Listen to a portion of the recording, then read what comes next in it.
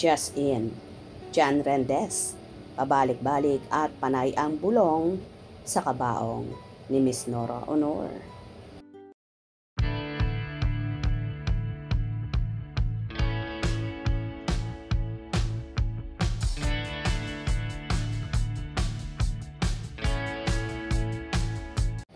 Dagsa ang pumunta sa unang gabi ng burol ni Nora Honor noong Huwebes Santo sa Chapel 7, 8 at 9 ng Heritage Memorial Park sa Taguig.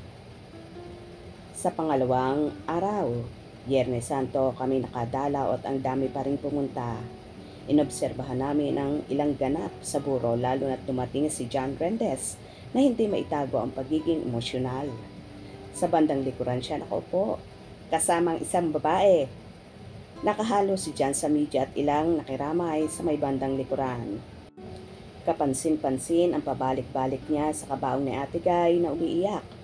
Parang kinakausap niya ito ng malapitan. Hindi naman siya kinakausap ng mga anak ng namayapang superstar. Pasado alas 7 ng gabi, dumating na si Christopher De Leon na sa kanya na ibinuhos ni Lotlot De Leon ang nararamdaman nito. Yumakap siya sa kanyang papa Boyet na umiiyak. Napansin naming tumayo si John at lumapit uli sa kabaong ni Nora. Tumuloy na rin si Boyet sa kabaong kasamang anak nila ni Nora na si Ian De Leon at ang isang anak nitong lalaki. Pagkalapit ni Boyet, tumingin sandali sa kabaong, nagkatinginan sila ni John at nagkamay. Kaagad na umalis si John at bumalik na sa kinauupuan niya sa likod at may kausap siyang isang babae. Pagkatapos ng ilang minutong novena ay tumayo uli si John. Lumapit sa kabaong at parang may ibinulong ulit kay Ate Guy. Pagkalis nito ay nagkasalubong sila ni Ian at nagkatinginan sandali at nagkangitian. Tumitsyempo pa sana kaming kapanayamin si John, pero masyado siyang emosyonal at tumanggi siya na kausapin ni Jerry Ulea. Hindi na rin siya kumain sa labas. Nawala na siya at nakalis na raw. Kahit si Christopher De Leon ay hindi na rin nagpa-interview. Nasabi na nila lahat matipid niyang sagot sa akin. Ayon sa aming naobserbahan sa pangalawang gabi ng burol ni Nora Honor, maayos ang pakikitungo nilang lahat kay John Rendez at isinantabi na muna ang kung anumang nararamdaman nila at naging issue sa singer-rapper.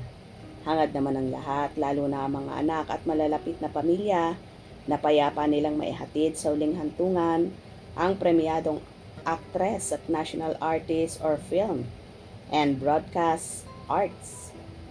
Kahapon na binuksan sa publiko ang burol ni Ate Guy. Sobrang haba ng pila at hindi nila ininda ang napakainit na panahon. At doon ay nakapanayam na ng kapep troika kung si Jerry Ulea, si John Rendez. Tila hindi pa rin daw nagsisik-in kay John na wala na si Ate Guy. Parang hindi totoo, no? Parang ganun siguro. Hindi ko pa. Pero we have to face the reality na she's not here with us anymore. So the things that remind us of her, well, kailangan bigyan natin ng cherish those, sabihin nating moments. Cherish those memories and she will always be alive in our hearts. She's always be part of this culture, this country, I say, in this industry. And her legacy will continue even though she's not here anymore. So, we can honor her legacy by remembering all the good works that she did, not for the industry, but also for the fans. Saad ni John Rendez. Nakapagtataka nga ang pabalik-balik ni John Rendez sa kabaong. Ano kaya nga ba ang ibinubulong niya kay Ate Guy? Kung nagustuhan nyo ang video na ito, comment down below.